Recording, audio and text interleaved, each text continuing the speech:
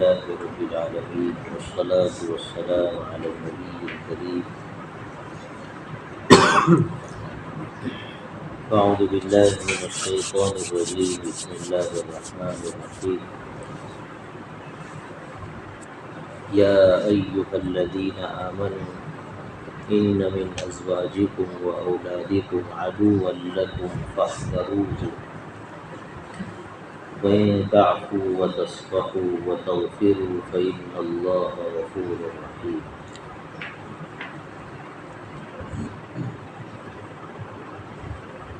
اے ایمان والو، تمہاری بیویوں اور اولادوں میں سے بعض تمہارے دشمن ہیں،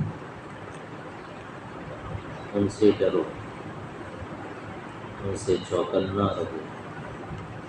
وَإِن تَعْفُوا وَتَصْفَحُوا، اور اگر تم معاف کر دو، درگزر کرو، وَتَغْفِرُوا، اور بخش دو، فَإِنَّ اللَّهَ غَفُورٌ رَحِيمٌ، تو اللہ تعالیٰ بہت زیادہ بخشنے والا اور رحم کرنے والا ہے. الحمدللہ ہماری سورہ تغابن کی تفسیر چل رہی ہے، اور اس صورت میں کل 18 آیتیں ہیں. 13 آیتوں کی تفسیر مکمل ہوئی. پہلے رکوع میں جو باتیں ذکر کی گئی تھی اس کا حاصل یہ کہ اللہ پر ایمان لایا جائے، حضور اکرم صلی اللہ علیہ وسلم پر اور تمام نبیوں پر ایمان لایا جائے، اور یہ پکا عقیدہ رکھا جائے کہ مرنے کے بعد دوبارہ زندہ ہونا ہے، اللہ کے سامنے پیشی ہوگی، اور جس نے جیسے اعمال کیے ہیں اس کو ایسا بدلہ دیا جائے. جو اس کا اقرار کرے گا یعنی ایمان لائے گا، اللہ تعالیٰ اس کو جنت میں داخل کرے گا، اور جو اس کا انکار کرے گا، کفر کرے گا، تو وہ ہمیشہ کی جہنم میں جائے گا. تو پہلے رکوع کا حاصل یہ نکلا کہ ایمان یا آخرت کی کامیابی کا ایک واحد ذریعہ ہے، سب سے بڑا ذریعہ، اور کفر آخرت کی ناکامی کا سب سے بڑا سبب ہے، اور آخرت کی کامیابی کفر کی وجہ سے 0/0 ہو جاتی ہے. کوئی کامیاب ہو ہی نہیں سکتا اگر وہ کافر ہے. جس کو قرآن نے کہا حتی یلیج الجمل فی سم الخیاط، کہ کوئی کفر کرے اور پھر وہ جنت میں داخل ہو جائے، وہ ایسا ہی امپاسبل ہے جیسے کہ سوئی کے ناکے سے ہاتھی نکل جائے ایک طرف سے دوسری طرف. وہ جیسے پاسبل نہیں ہے ویسے کسی کا کفر کے ساتھ جنت میں جانا پاسبل. پھر دوسرے رکوع میں اللہ تعالیٰ نے ان چیزوں کی جانب توجہ دلائی ایمان والوں کی جو جزوی طور پر کسی نہ کسی درجے میں آدمی کے لیے آخرت میں ناکامی کا سبب بنتے ہیں اور آدمی کی ترقی میں رکاوٹ بنتے ہیں. جتنا بڑا مرتبہ ملنا چاہیے تھا وہ نہیں ملے گا، پہلے وہلے میں جنت میں داخل ہونا تھا وہ نہیں ملے گا اگر اللہ کی توبہ آ گئی.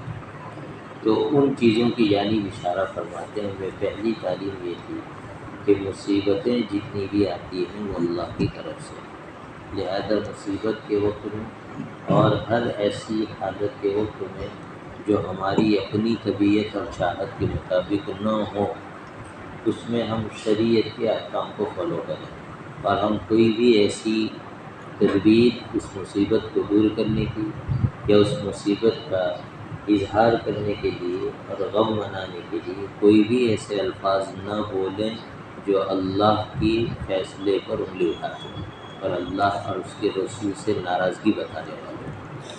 اگر کوئی کرے گا تو اس کی پکڑ ہوگی، اور اس کو آخرت میں مصیبت پر جو ثواب ملنا تھا یہ نہیں ملے گا. یہ ہے آخرت میں رکاوٹ بنتی ہے. اور اگر صبر کرے گا تو اللہ کہتے ہیں ہم تو دلوں کے حال سے واقف ہیں، ہم اس آدمی کو نوازیں. تو ان میں سے دوسری چیز جو آدمی کے لیے آخرت کی ترقی میں رکاوٹ بنتی ہے، اس کو قرآن کہہ رہا ہے کہ تمہاری بعض بیویاں اور بعض اولادیں تمہارے لیے دشمن ہیں. اس کا مطلب یہ ہو کہ سب ایسے نہیں، لیکن کچھ ہیں وہ دشمن ہیں. کیسے دشمن ہیں؟ دشمن ہونے سے مراد یہ ہے کہ آدمی انہی بیوی اور بچوں کی وجہ سے اپنی دینداری کا سودا کر لیتا ہے، اور انہی بیوی اور بچوں کی جو ہے فرمائشوں کی وجہ سے زندگی کے بہت سے کاموں میں شریعت کو پیچھے ڈال دیتا ہے، اور کام ایسے کر بیٹھتا ہے کہ واللہ کہ نگاہ میں ناراضگی کا سبب بن جاتے ہیں اور آدمی اللہ کی نگاہ میں ذلیل ہو جاتا ہے۔ اور یہ سب کام اس نے کیے ہیں بیوی بچوں کی وجہ سے، تو گویا یہ بیوی اور بچوں اس کے لیے جو ہے دشمن بنے، انہوں نے آخرت کا نقصان کیا۔ کس کا نقصان کیا؟ آخرت میں۔ یہ آیت نازل کب ہوئی؟ یہ آیت نازل ہوئی، ایک صحابی تھے، وہ جہاد میں جانے کے لیے جب بھی تیار ہوتے، ہتھیار باندھتے لگاتے، تو گھر والے چپک جاتے، بیوی چپک جاتی، بچے لپٹ جاتے کہ کہاں چلے، ہم کو کس کے بھروسے چھوڑ کے جاتے، تو ان کا حوصلہ تھوڑا پست ہو جاتا تھا، وہ نہیں جاتے۔ پھر کبھی موقع آیا، پھر ایسے ہی ہو جاتے تھے کہ ہم کو چھوڑ کے کہاں چلے، اور پھر پست ہو جاتے تھے۔ اللہ کی ذات کا بھروسہ چاہیے، مصیبت آنی ہو تو گھر میں بھی آنے والی، اس پر یہ آیت نازل ہوئی۔ اور بعض لوگ فرماتے ہیں کہ جب مکہ سے مدینہ منورہ ہجرت ہوئی تو شروع کے زمانے میں جب تک مکہ فتح نہیں ہوا تھا، وہاں تک مسلمانوں پر مکہ سے مدینہ ہجرت کرنا فرض تھا۔ ہجرت کا مطلب یہ ہے کہ مکہ چھوڑ دو اور کہاں چلے جاؤ، مدینہ چلے، یہ فرض تھا تب تک جب تک مکہ فتح نہیں ہوا اور اسلامی سسٹم کے تحت نہیں آ گیا، حضور کی جو ہے زیر حکم نہیں آ گیا، وہاں تک جو ہے اس کا ہی اور حکم اس لیے تھا کہ بھائی وہاں ایمان بچانا مشکل تھا۔ کیا تھا؟ ایمان بچانا مشکل تھا، اور سخت حالات تھے۔ کیسے تھے؟ سخت حالت۔ ہر آدمی سے جنگ، کسی سے پتہ لگا کہ جہاں جہاں بھی ایمان کو خطرہ ہو، عقیدے کو خطرہ ہو، اس جگہ کو چپ چاپ چھوڑ دینا۔ کیا کرنے کا؟ چھوڑ دیا۔ چاہے اس کے لیے کوئی بڑی دنیا چھوڑ دینی پڑے، بڑی جاب چھوڑ دینی پڑے، بڑا عہدہ چھوڑ دینا پڑے، سب کچھ چھوڑا جا سکتا ہے، عقیدہ نہیں چھوڑا جا سکتا۔ کیا نہیں چھوڑا جا سکتا؟ عقیدہ چھوڑا نہیں جا سکتا۔ تو ان میں کچھ صحابہ تھے، ایمان لائے تھے، وہ چاہتے تھے کہ ہم ہجرت کر کے کہاں چلے جائیں، مدینے چلے جائیں، لیکن ان کے بیوی بچے جو ہے وہ اسے کہتے تھے کہ ہمارا کیا ہوگا، حالانکہ ان میں سے کچھ ایمان نہیں لائے ہوئے۔ تو جو ہے قرآن نے تنبیہ کی کہ جو ہے اس طرح ان کی وجہ سے شریعت کے حکم کو اگنور کرنا، یہ اصل میں یہ تمہارے دشمن ہے، اور یہ تمہیں آخرت میں کیا کر رہے ہیں، ناکام کریں۔ اسی سے بات سمجھ میں آ گئی کہ اصل نقصان آخرت کا ہے۔ اس کا ہے آخرت کا معاملہ آئے گا تو اس میں اللہ اس کے رسول کے حکم کو دیکھا جائے گا، خاندان کا بڑا ہے، سماج کا بڑا ہے، اس کو نہیں دیکھا جائے گا۔ جو ہمیں اس راستے پر لے کر جا رہا ہے جس سے اللہ کا حکم ٹوٹ رہا ہے، تو پھر وہ ہمارا خیر خواہ نہیں ہو سکتا۔ کیا نہیں ہو سکتا؟ خیر خواہ نہیں ہو سکتا۔ تو یہاں قرآن نے کہا کہ تمہاری بعض بیویاں اور بعض اولادیں تمہاری دشمن ہیں، لہذا بیوی مثلاً ایسی فرمائشیں کرتی ہے کہ شوہر مہینے کے 15,000 کما رہا ہے، بیوی کی فرمائشیں 25,000 وہ نہیں ہوتے خرچے، اب اسے کہہ رہے لون لے لو، کیا لے لو؟ لون لے لو۔ تو اب اگر یہ لون لیتا ہے تو یہ آدمی اللہ کے حکم کو توڑ رہا ہے اور بیوی کے تقاضے پہ توڑ رہا ہے۔ کس کے تقاضے پہ توڑ رہا ہے؟ لہٰذا یہ بیوی اس کی دشمن ہے۔ شریعت کہتی ہے تھوڑا چوکن نہ رہو، کیا رہو؟ اسی طرح بیٹے کی شادی ہے، بیٹا کہتا ہے بابا ہم تو ڈی جے بجائے بغیر شادی نہیں کر سکتے، اس کے بغیر تو میں نہ شادی کروں۔ تو بھائی باپ کو حکم یہ ہے کہ اسے کہو کہ ماشاء اللہ روزے رکھے زندہ رہے، تو کیا رکھے؟ روزے رکھے، میں تیری شادی کرانے والا نہیں ہوں بھائی، شریعت کے خلاف لے جا کر ہم تمہاری کوئی خوشی پوری نہیں کر سکتے۔ بولو اس کی سماج کو ضرورت ہے کہ نہیں؟ اچھا ہمارا معاملہ ایسا ہے کہ دنیا کا نقصان بڑی چیز ہے، دین کا نقصان بڑی چیز۔ اگر بیٹا کوئی بڑا نقصان کر دے، کہیں پیٹ سے ڈبا دے، فرینڈ سرکل میں پیسے جو ہے برباد کر کے آ جائے، تو ماں باپ میں اتنا پاور آ جاتا ہے کہ گھر میں رہنا اگرا کر دیتے کہ نہیں کر دیتے۔ بیٹا کمانے کے لائق ہو گیا لیکن کمانے نہیں جا رہا، تو ماں اتنا پاور رکھتی ہے کہ جو ہے بیٹے کو مشین کی طرح چلتا کر دی، اتنی سناتی ہے کہ نہیں، ان کو سنانے کا پاور اللہ نے دیا ہے۔ اور عورت کی زبان میں بڑی طاقت اللہ نے رکھی۔ فرعون جیسا آدمی مان جاتا دوسرا ہے کہ نہیں، فرعون مان گیا تھا۔ حضرت موسیٰ کو جب بنانا تھا بیٹا تو حضرت آسیہ نے کہا کہ اس کو تو ہم رکھیں گے، فرعون نے کہا نہیں اس کو ماننا ہے، لیکن حضرت آسیہ غالب آ گئی، حضرت آسیہ نہیں ہم تو پالیں گے، کیا کریں گے؟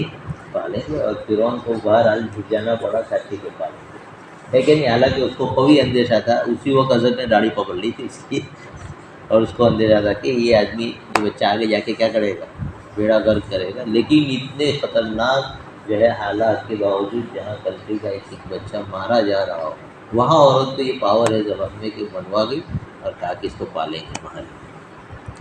تو عورت کو بڑا پاور ہے.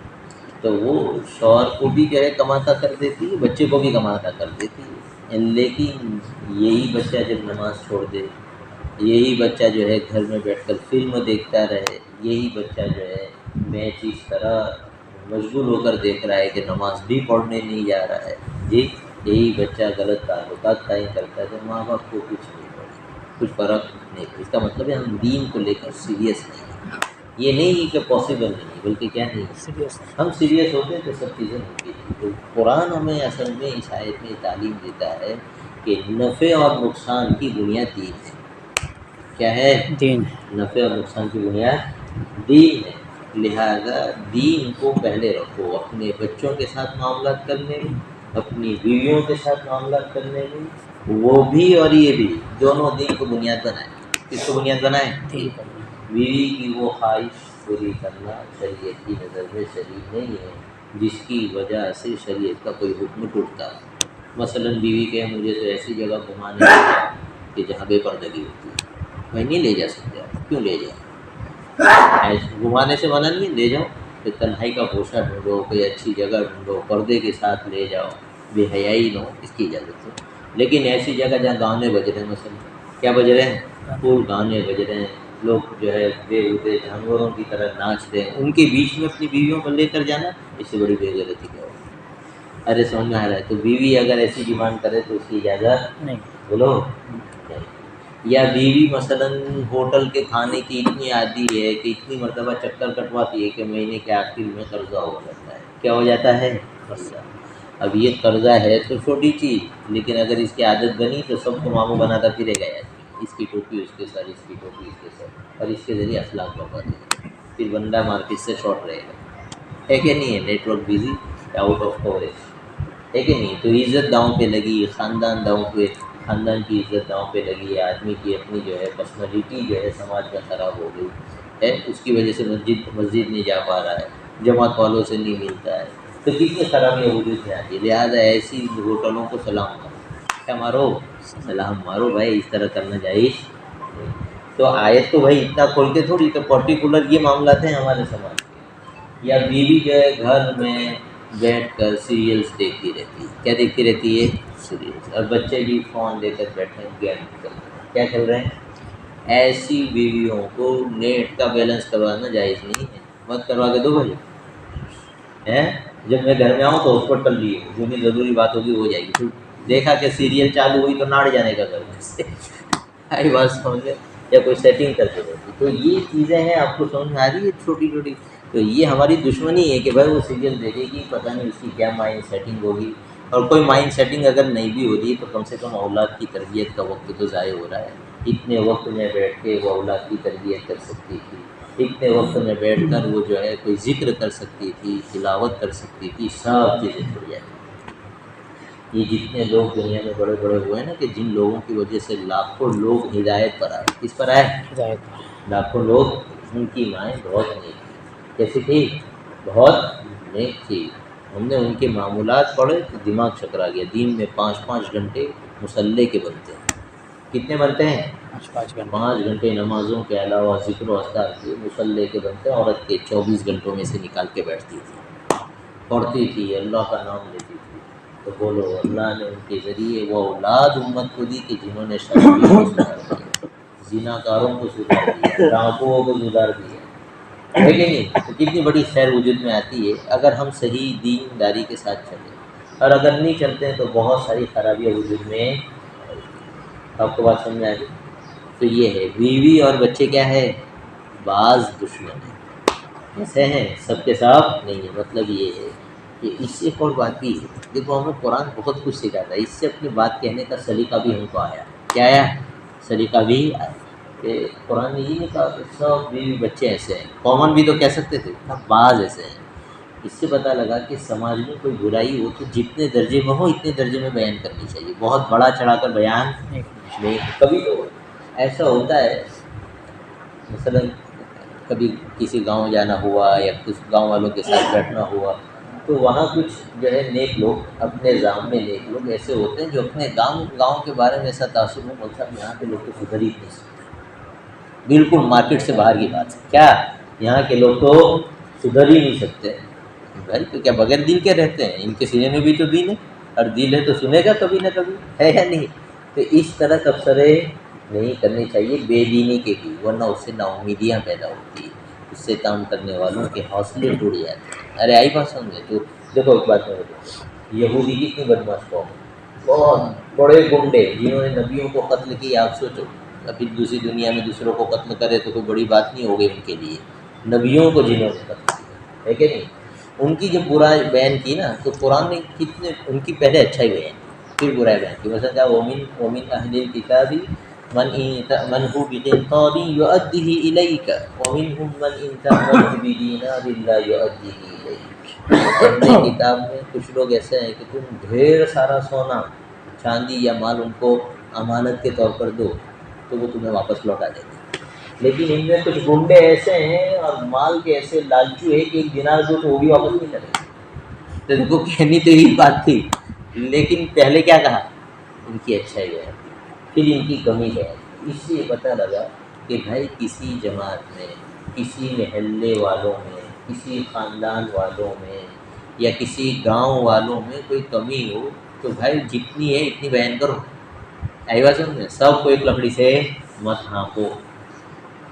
یہ تربیت ہے فکر کی کہ آدمی کو اپنی بات کس طرح کہنی چاہیے۔ بہرحال تو قرآن نے یہ فرمایا ان من ازواجکم واولادکم عدوا لکم فاحذروہ، یہ تمہارے دشمن ہیں، ان سے ڈرو۔ لہذا اب ہمیں یہ حکم ہے کہ ہر معاملے میں ہم غور کریں کہ یہ ڈیمانڈ ان کی شریعت کے انڈر ہے یا نہیں۔ اگر شریعت سے باہر ہے پیار سے سمجھاؤ، کیسے سمجھاؤ؟ پیار سے سمجھاؤ۔ شریعت سے باہر جا رہے ہیں دعائیں کرو، کیا کرو؟ دعائیں کرو۔ صدقہ نکالو اور بناؤ، یہ راستہ۔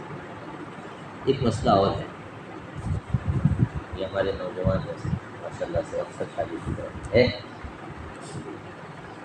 تو ایک مسئلہ میں بیان کرتا ہوں اس لیے کہ عام مطلب جو ہے اس میں کوتاہی ہوتی ہے کہ عورتوں کے جو ایام میں ناپاکی آتے ہیں یا ناپاکی کے دن آتے ہیں ان دنوں میں شریعت کا یہ حکم ہے کہ عورتوں سے دور رہو، کیا رہو؟ دور۔ لیکن اس میں عام متان اہتمام ہوتا نہیں، عورتیں مسائل پوچھتی ہیں بالواسطہ علماء سے کہ میرا شوہر مجھے مجبور کرتا ہے، یہ شوہر دین کے حق میں اس کا دشمن ہے، کیا ہے؟ دین کے حق میں اس کا دشمن ہے۔ اس عورت کو حکم ہے کہ اس شوہر کی اطاعت نہ کرے۔ اسی طرح کچھ شوہر جو ہے غلط راستے سے اپنی بیوی سے خواہش پوری کرتے ہیں، زبردستی یا حرام، یہ آپ ہم کر رہے ہیں، یعنی کوئی کر رہا ہے تو یہ دین کے معاملے میں اپنی بیوی کا سب سے بڑا دشمن کیسا ہے؟ دین سب سے کے بڑا معاملے دشمن۔ میں صرف بیویاں اور اولاد دشمن نہیں ہے، شوہر بھی آج کے زمانے میں ایسی حرکتیں کر رہے ہیں۔ کچھ شوہر جو ہے ایسے بے غیرت ہوتے ہیں، اپنے دوستوں سے اپنی بیویوں کو بے تکلف کرواتے ہیں، یعنی اسلامی سماج میں تو اس کا تصور نہیں ہو سکتا۔ غیرت بہت بڑی چیز ہوتی ہے۔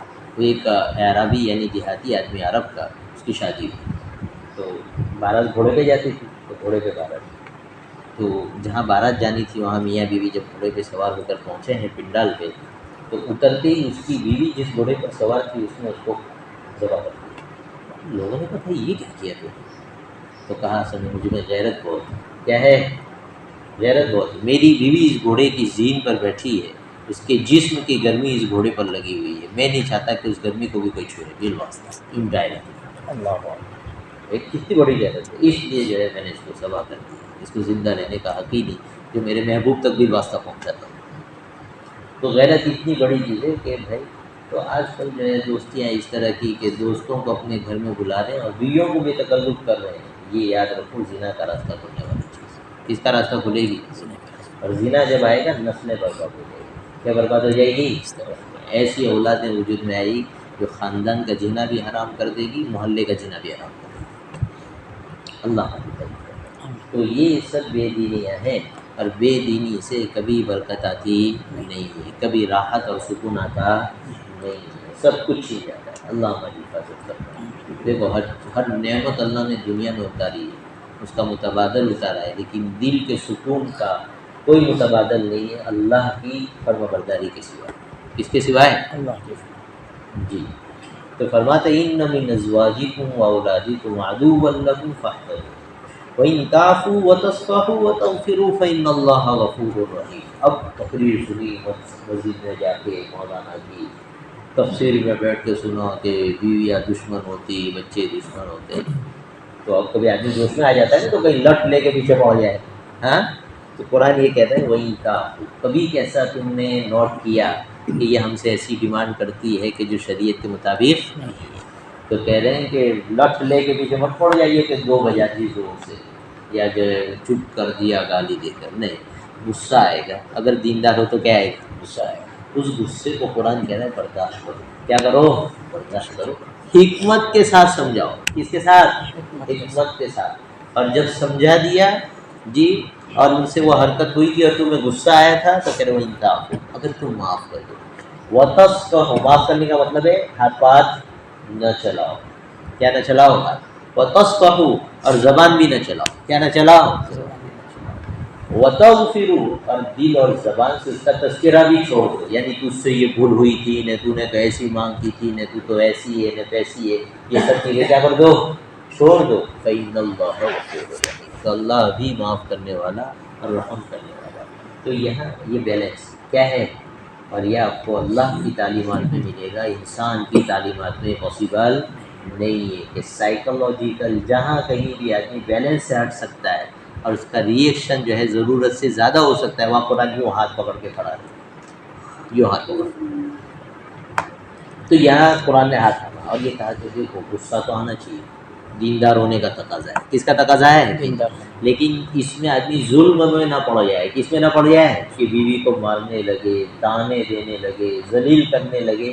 یہ مسئلے کا حل، مسئلے کا حل یہ ہے کہ اس کے دل میں بھی وہ نفع اور نقصان سمجھایا جائے جو ہمارے دل میں، اس کے دل میں اسے سمجھایا جائے کہ دیکھو ایسا کریں گے یہ نقصان ہوگا، اس کی یہ بے برکتیاں ہوں گی۔ اگر بولنا نہیں آتا، سمجھانا نہیں آتا، تو سماج کے کسی دیندار آدمی کے پاس لے جاؤ اور پردے کے ساتھ بات کرواؤ، اس کی بیوی کو موجود رکھتے، اس کی بیوی کو موجود رکھتے۔ جیسے ایک جگہ میاں بیوی کا جھگڑا ہوا، تو اس گاؤں میں جو ہے امام صاحب بہت اعلیٰ رکھتے تھے اور ان کی پہنچ بہت، تو میاں نے کیا کیا، بیوی کو لے گیا اس کے گھر، امام صاحب سے کہا کہ نہیں مانتی، امام صاحب نے کہا لے آؤ گھر، بیوی کو اس کے ساتھ میں بٹھا کے سمجھایا، پردے کے پیچھے سے سمجھ گئے، اچھا خاصا سمجھ گئے، ہے کہ نہیں ہے؟ تو یہ طریقہ کہ دینداروں سے بات کہلواؤ۔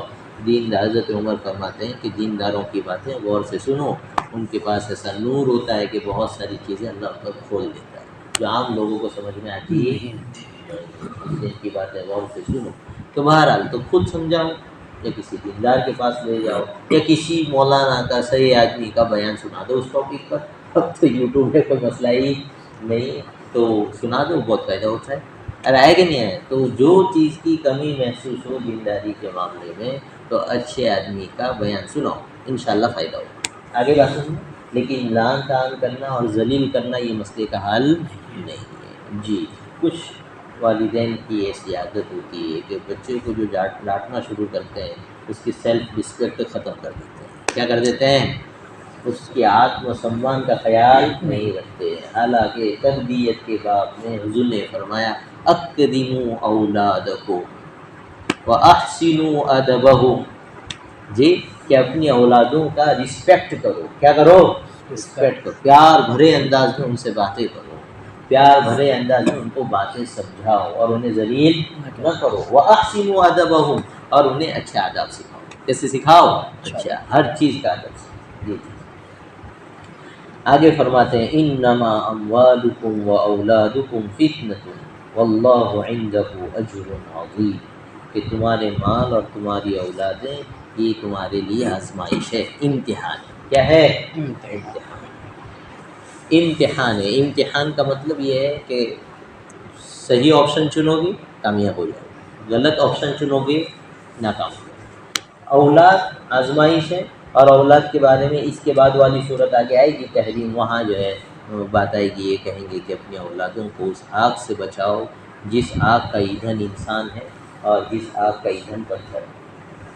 اور اولاد کے ساتھ مال بھی آدمی کے لیے کیا ہے؟ آزمائش ہے۔ کیسے آزمائش ہے؟ مال آزمائش یوں ہے کہ کماؤ تب بھی حلال باؤنڈری کو باقی رکھو، خرچ کرو تب بھی حلال کو باقی رکھو، نہ کمانے میں حرام میں مبتلا ہو جاؤ، نہ خرچ کرنے میں کسی حرام جگہ پر خرچ کرو۔ اسی طرح کما تو لیا لیکن سانپ بن کر بیٹھ گیا۔ کیا بن کے بیٹھ گیا؟ سانپ کنڈلی مار کے بیٹھتا ہے کہ نہیں؟ سانپ ایسے بیٹھ گیا۔ اب جو ہے زکوٰۃ ادا کرو، نہیں چھوٹتا، اوور ٹائم کر کے کمائے لا پیسہ ہے، کیسا ٹائم اوور ٹائم کر کے بنے گا پیسہ۔ اسی طرح جو ہے میراث ادا کر دو۔ بتا نا بابا کی خدمت پوری لائف تو میں نے کی دی، انہوں نے تو کھانا بنا کے بھی نہیں دیا، میں کیوں دوں؟ ارے ہے کہ نہیں ہے؟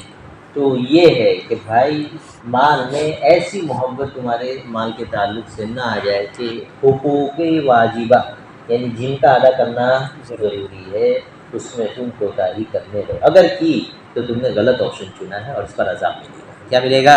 عذاب ملے گا۔ اور اگر حقوق ادا کر دیے، زکوٰۃ ادا کر دی، حج فرض کا حج ادا کر دیا، صدقۃ الفطر ادا کر دیا، کوئی آپ کا رشتہ دار غریب تھا اس کی مدد تم پہ ضروری تھی، تم نے اس کی مدد کی ہے، تو یہ مال کے حق ادا کیے، یہ مال تمہارے لیے بڑی نعمت ہے۔ دیکھو شریعت مال کو مال ہونے کی حیثیت سے ریجیکٹ نہیں کرتی، بلکہ میں تمہیں بتاؤں کہ مال کا کتنا بڑا رتبہ ہے۔ میں بتاؤں مال کا اللہ کی نگاہ میں اتنا بڑا رتبہ ہے کہ حضور فرماتے ہیں، کون فرماتے ہیں کہ دو آدمی سماج میں ایسے، کتنے؟ دو آدمی کہ اگر رشک کیا جاتا ہے کیا میں بھی ایسا ہوتا تو ان دونوں پہ کرنا چاہیے۔ جیسے ہم لوگ رشک کرتے ہیں نا، بس سلمان خان ہونا، یہ ہوتا نہ ہوتا نہ پتہ نہیں کیا ہوتا جی، تو سب بیچارے غریب جو پرانے زمانے میں جن کی کوئی حیثیت ناچنے گانے والوں کی نہیں ہوتی تھی، پرانے زمانے میں نہیں سمجھ آیا۔ تو اس طرح کے لوگ آج جو ہے بڑے ہو گئے ہیں، اللہ رحمہ کرے۔ تو رشک ہونا چاہیے۔ تو حضور نے فرمایا دو بندے، نمبر ایک حافظ قرآن، کون؟ حافظ جس اللہ نے قرآن دیا ہو اور دن رات وہ تلاوت کر رہا ہے۔ کیا کر رہا ہے؟ تلاوت کرنا تلاوت کر رہا ہے، دن رات تلاوت کر رہا ہے۔ کہہ رہے ہیں کہ یہ سب سے قابل رشک۔ قابل رشک ہے کہ یار تم بھی خواہش کرو کہ کم سے کم میں ایسا ہوتا میں بھی قرآن پڑھتا۔ اور دوسرے نمبر پر ہے کہ وہ بندہ جس کو اللہ نے مال دیا۔ کیا دیا؟ مال دیا۔ اور مال دینے کے بعد وہ مال دن رات اللہ کے راستے میں خرچ کر رہا ہے۔ کیوں؟ کوئی صحابی تھے، ان کا قصہ ہے، وہ صحابی کہتے ہیں اور ان کی بیوی جو ہے کہتی تھی کہ گھر میں دینے کا ہو نا، کیا لانے کا ہے، کتنے کا آئے گا، اتنا کم لے آؤ تو نہیں چلے، نہیں ایک ایک چیز۔ ہاں مجلس میں بیٹھو نا، حضرت میں مقروض ہوں، لو لے جاؤ، حضرت فلانا بھوکا ہے، لو لے جاؤ۔ بیوی ایک دن گرم ہو گئی کہ یہ کیا تماشا ہے، گھر والوں کو دو تو ٹھوک ٹھاک کے جو ہے حساب مار کے دیتے ہو، اور باہر والے کو یوں اٹھا کے دے دیتے ہو۔ بولے کہہ رہے بھائی اصل ایسا ہے کہ گھر والوں کو دوں گا اس کا حصہ مجھے دینے کا ہے، اور باہر والوں کو جو دے رہا ہوں وہ لینے کا ہے۔ کیا کرنے کا ہے؟ لینے کا ہے۔ تو جو ہے میں اس لیے کسی کو دینا ہو تو جی بھر کے دے دیتا ہوں کہ مجھے اللہ سے دینا ہے، لیکن اپنے اوپر خرچ کرتا ہوں تو مجھے حساب بھی تو دینا ہے، اس لیے میں ٹھوک ٹھاک کے فضول خرچی نہ ہو جائے، یوں کر کے دیتا ہوں۔ تو بہرحال تو مال آدمی کے لیے کیا ہے؟ امتحان ہے۔ حرام طریقے سے نہ کمائے، حرام جگہ پر خرچ نہ کرے۔ اب حرام جگہ خرچ کرنے سے مطلب کیا ہے؟ مطلب یہ ہے کہ مثلا ہم نے اللہ کے فضل سے ایمان والوں کا اللہ توفیق دیتا ہے، حلال طریقے سے کماتے ہیں، لیکن کچھ شکلیں حرام کمانے کی ہیں۔ مثلا شیئر بازار، شیئر بازار میں جو ہم انٹر ڈے کرتے ہیں یہ سب جو ہے بالکل حرام ہے۔ کیسا ہے؟ بالکل انٹر ڈے نہیں کر سکتے۔ اسی طرح جو ہے لون لے کر یا ان کی طرف سے جو پیسہ مل کر کرتے ہیں دوسری اور بھی شکلیں ہیں، وہ بھی کیا ہے؟ ہمارے لیے حرام ہے، جائز۔ ارے بھائی بات سمجھ میں آ رہی ہے؟ اور دوسری جو لون پون لیتے ہیں ہم لوگ بزنس کے لیے، اس کے لیے جس میں سود ادا کرنا پڑے بہرحال، یا سود والے ایگریمنٹ پر ہمیں راضی ہونا پڑے، کیا ہونا پڑے؟ سب حرام ہے۔ اسی لیے کریڈٹ کارڈ ہمارے یہاں کیا ہے؟ حرام ہے۔ اس لیے کہ وہاں یہ ہوتا ہے کہ اگرچہ آپ کی اتنی سیلری ہے کیا آپ ادا کر دیں گے مہینے کے اینڈنگ تک، لیکن اگر نہیں کر پائے تو طوطا بن جاتا ہے آدمی۔ یہی بات سمجھے جی؟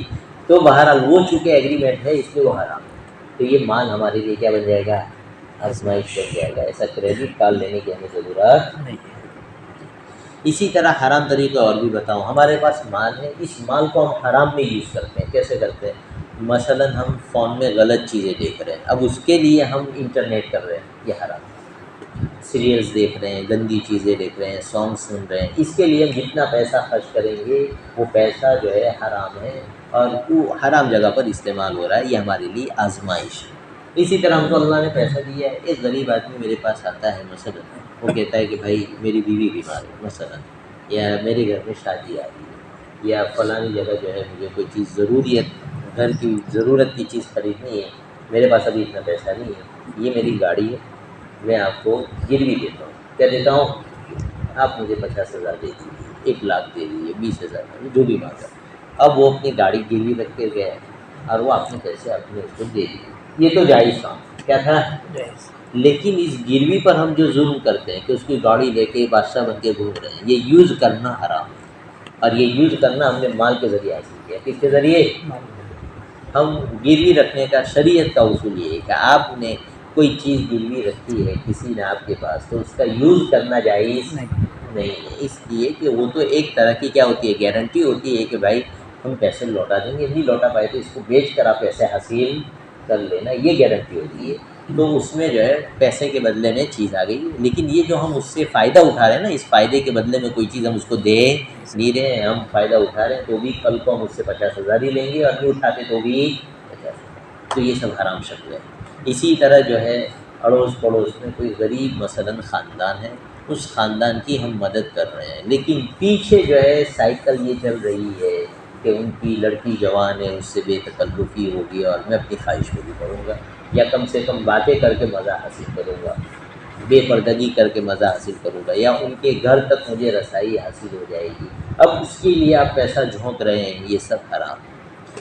اب میں تمہیں بتاؤں کہ یہ نفس کے ایسے چھوٹے چھوٹے داؤ پیش ہوتے ہیں کہ ہم لوگوں کو سائل ہوتا، نفس بہت کھیل جاتا ہے، کیا کر جاتا ہے، کھیل جاتا ہے، اچھے اچھوں کے ساتھ کھیل جاتا ہے۔ تو ان چیزوں سے چوکنا رہنا، اور چوکنا رہنے کے لیے میں بار بار کہتا ہوں کہ بھائی کسی پابند آدمی سے تعلق رکھو، یہی سب سے آسان شکل ہے اپنا دین بچانے کا، تعلق رکھو، اور کوئی بھی معاملے میں فیصلہ کرنا ہو 5 منٹ کا مشورہ کیا کر لو کہ میں یہ کام کر رہا ہوں، اس میں کتنے آپشن ہو سکتے ہیں، مجھے تو یہ سمجھ میں آ رہا ہے کہ غریب کی مدد کر رہا ہوں، وہ پیچھے جو ہے کیڑا نکال کے دکھائیں گے کہ غریب کی مدد تو بعد میں ہو رہی ہے، نفس کی مدد۔ تو اس طرح ٹھوک پٹاک کے جو ہے نا نیکی کی جاتی ہے، ورنہ پھر مسئلہ گڑبڑ ہو جاتا ہے، اللہ ہماری مدد کرے۔ تو بہت کچھ باتیں اس طرح کی شکلیں ہیں کہ انما اولادکم فتنہ، اولاد بھی فتنہ ہے، مال بھی فتنہ ہے، مال کی تفصیل بھی ہے، پھر آگے تفصیل کریں گے۔